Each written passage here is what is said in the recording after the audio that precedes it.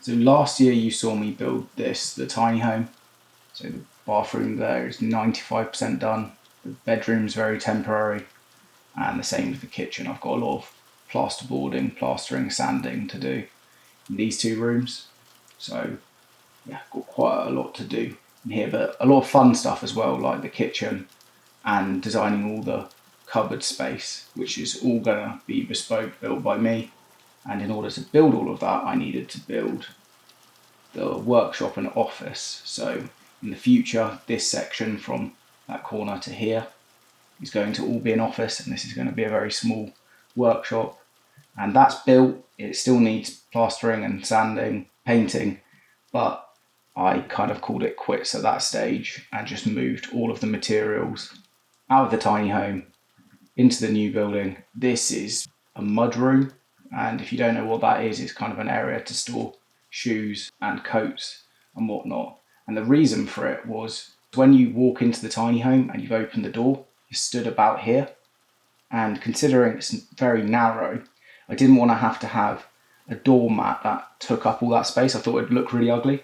So that gave me the idea of a mudroom, and then obviously that all got out of hand.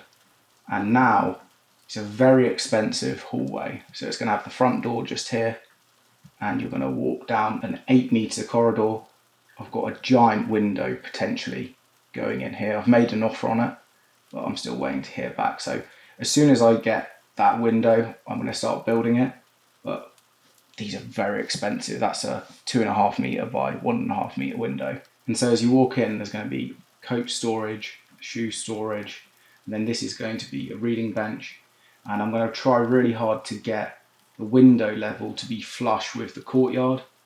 And to get into the courtyard, there's going to be a door off of the hallway, and then some nice steps going up, and no idea really what to do with this space. But the whole thing about the tiny home that I'm really liking is because of its really odd plot shape, it's allowing me to build things that I never normally would. It's turning into this really odd compound with essentially 3 gardens. So down here is called the lower garden. And the reason for it, you can see by me messing up with this tree and having it hovering, it's actually 1 meter lower at this corner of the tiny home than up at the top near the private gates. The private gates are just there. That's the new building, hallway, tiny home. And then this is going to be my vegetable patch planter, which I have no idea how to grow vegetables, but I'm going to try my best. I don't think that's actually enough space to grow vegetables, because what is it? 10 square meters. So I don't think I can survive off of 10 square meters. I have got a lot of EPDM roofs that I paid for the thicker EPDM, so I can make living roofs on every single building.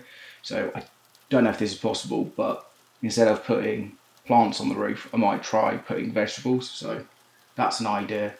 And then I've leveled all of the land preparing for the garage, but I don't think I'm going to build that in 2025 because that's a lot of money doing what I want to do for that room. But to kind of show you the layout of what happens when you arrive at this house, you drive through the double gates here and you'll park your car in the garage.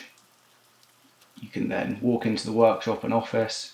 Now I've got some nice doors here that are going to look straight out into the garage in the future, so that's why they might look a little bit odd in videos. It's because it's all leading to this happening. And then here is the entrance into the tiny home, and there's going to be a door here to enter the lower part of the garden. So lower garden, courtyard, vegetable patch planter, the entrance is here, garage, workshop and office, hallway, tiny home.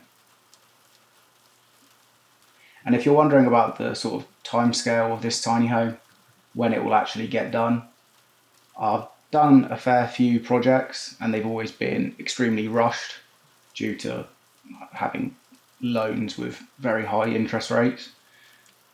And this is my dream, and I don't want to rush it. I just want to take my time and enjoy the whole process of doing it. And I've rushed pretty much my entire life to get to this point where I don't have to rush. So yeah, plenty to be getting on with.